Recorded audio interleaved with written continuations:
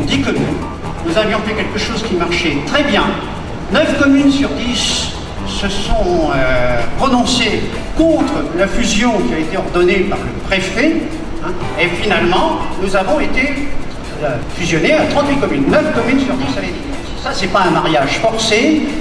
Qu'est-ce que c'est? Ça risque d'entraîner la disparition des communes. Donc, je parlais un peu au nom des 20 000 communes de moins de 500 habitants, qui, je vous le signale, sont élus à la majorité des inscrits, ce qui n'est pas le cas des grands élus.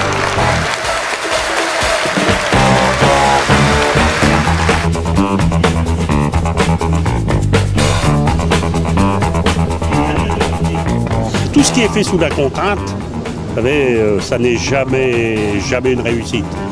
Lorsqu'on adhère à un projet, on a envie qu'il réussisse. Je pense que demain, pour adhérer à cette réforme territoriale, il faudra vraiment laisser un petit peu de temps aux élus. Il faut mettre des dates raisonnables. Une année me paraît suffisant.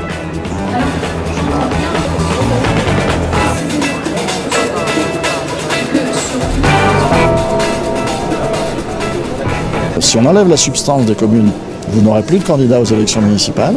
Alors évidemment, on fera disparaître les communes, mais je crains vraiment que notre pays en paye à un moment ou à un autre les conséquences.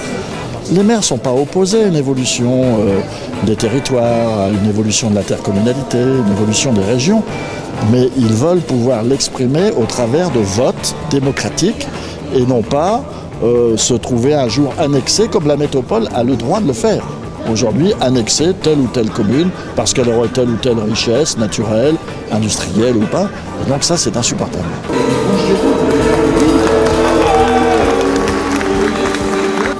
Il y a beaucoup d'imprécisions et il y a un grand besoin de clarté.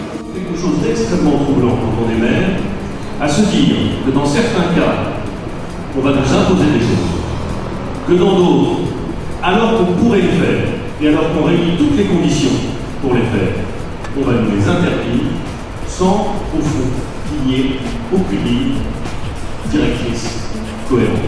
On a besoin, pour faire notre boulot d'élu local, on a besoin d'un État clair, d'un État qui nous dit qu'est-ce qu'il veut faire. Et je trouve que dans ces histoires de réforme territoriale, dans la façon qu'a l'État de les appliquer et de les mettre en œuvre, il y a beaucoup d'imprécisions.